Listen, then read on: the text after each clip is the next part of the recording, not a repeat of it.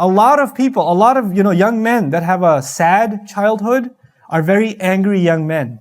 There's a direct correlation between sadness and rage. They experience trauma in their childhood or in their youth, maybe from an abusive parent, maybe from an abusive household or a society, and it translates into them becoming very, very angry, abrupt, violent young men. And that's actually the process of what shaitan went through. You're supposed to put the fire out with the words of Allah. Why do you think Allah constantly describes the revelation with the parable of water? Like, Quran is compared with the rain in the Quran. Why? Because water puts out fire. It takes away hopelessness. It takes away rage. It brings calmness. It gives life.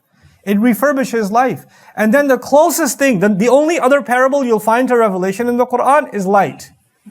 So there's either water or light.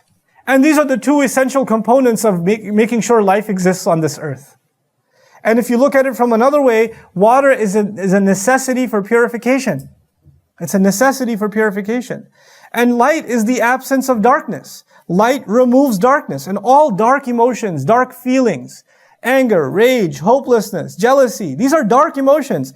Light comes and it removes them. And it just sheds light on all of them and they just, جَاءَ الْحَقُّ وَزَهَقَ الْبَاطِلِ. This is the role of the word of Allah and we have to restore that word. Restore that role. There are people who unfortunately have an anger problem themselves. They have a disorder. They have a personality disorder. They're enraged. And they read the Quran and they teach the Quran and preach the Quran with the lens of rage. So all they can ever cite to you and all they can ever show you is an angry, vengeful God. And an angry, vengeful religion in which your chances of going to Jannah are slim to none. You're probably not going to make it anyway. I mean, look at you. So that's the picture that's painted. And that's unfortunate because it's not what the word of Allah deserves.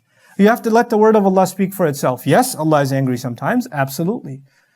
We already read, خَتَمَ اللَّهُ عَلَى قُلُوبِهِمْ وَعَلَى سَمْعِهِمْ وَعَلَى أَبْصَارِهِمْ. There are some people who deserve the anger of Allah. But to take that and throw it on everybody is that's dhulm. That's just dhulm. That's not what the word of Allah does. Download our mobile applications or register on our official website to get access to exclusive content.